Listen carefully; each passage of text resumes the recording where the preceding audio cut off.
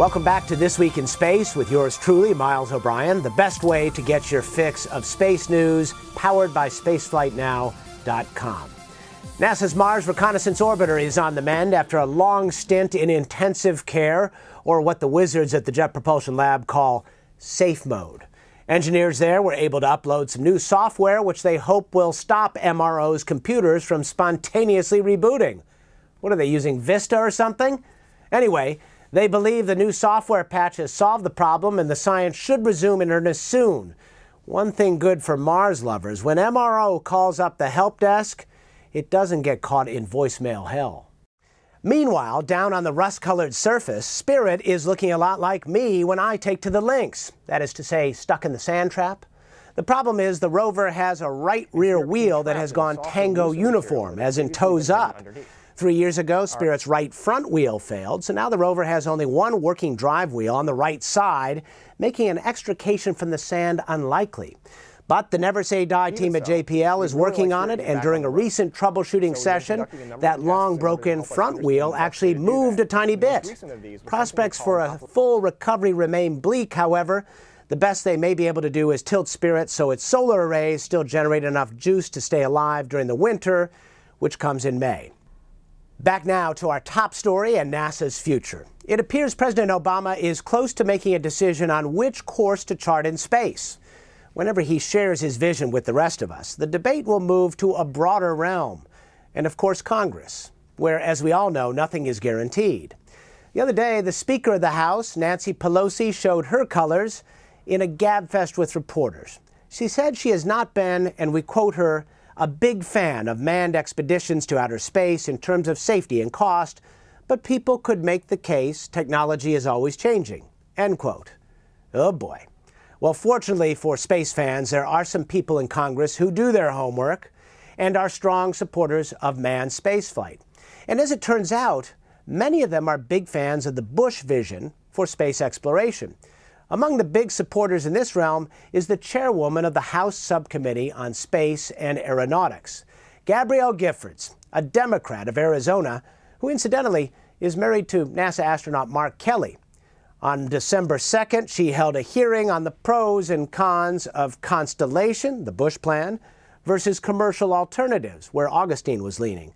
And it seems clear where she stands. We hope that our witnesses, as to whether, we'll hear from them, whether or not they believe the burden of proof should be put on those who would propose alternatives to Constellation to demonstrate that their systems will be at least as safe as Ares and Orion.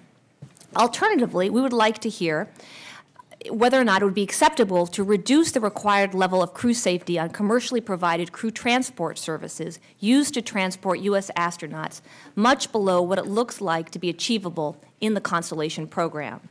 Well, I guess you could call that a loaded question. In any case, if he had been in the room that day, former NASA Administrator Mike Griffin might have stood up, raised his hands, and said, "Amen."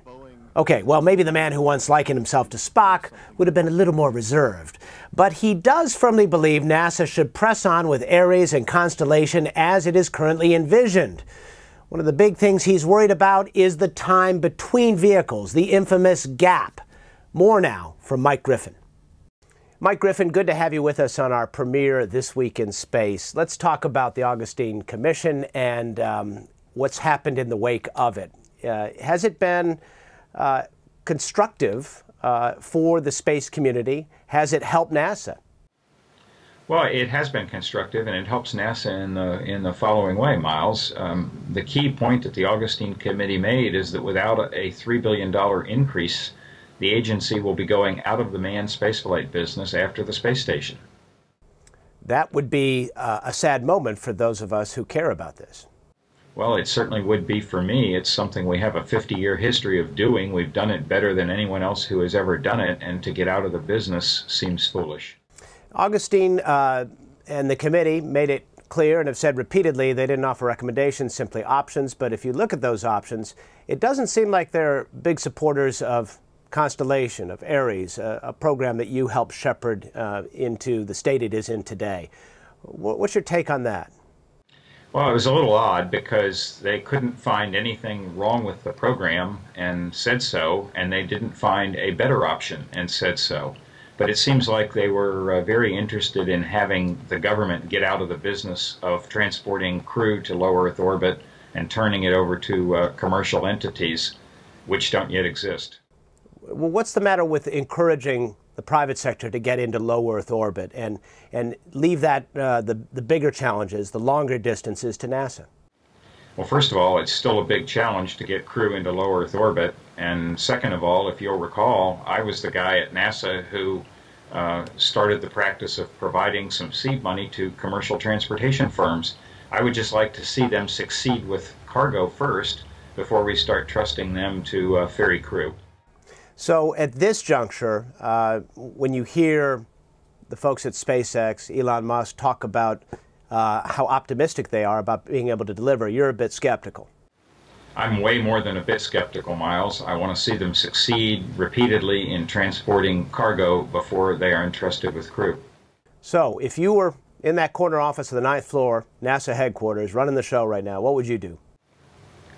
Well, I'm not going to comment on that. I'm out of the picture now. I don't know all the puts and takes that go into the situation. Charlie Bolden is an old friend, and I have great confidence in him. I'm more concerned about what it is that the legislators and the budgeteers in the White House do. The fact that the White House has not responded to Augustine, is that bad? And ultimately, will that lengthen the gap between the shuttle and whatever is next? Well, it depends on what the response is. I hope that they're thinking carefully and productively, and if they take a little bit of extra time to do it, that's okay. Mike Griffin, always a pleasure. Thank you for your time. Thank you, Miles. Take care. Now let's take a look at some of the comings and goings in the shuttle and station world. The Orbiter Endeavour is now looking up, literally. The other day at the Cape, they moved her from the Orbiter Processing Facility to the Vehicle Assembly Building to be mated with her external fuel tank and solid rocket boosters. The shuttle will roll out to Launch Pad 39A after the holidays, on track for an early February launch to the station. Up on the station, it looked a little like a Harry Potter movie the other day.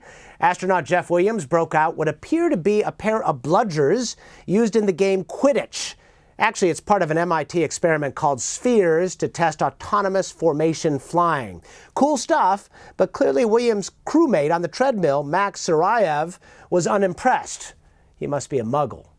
Meanwhile, some reinforcements are on the way to the station. Expedition 22, including Oleg Kotov, Soichi Noguchi, and PJ Creamer, are slated for launch 4:51 p.m. Eastern Time, 21:51 GMT, December 20th.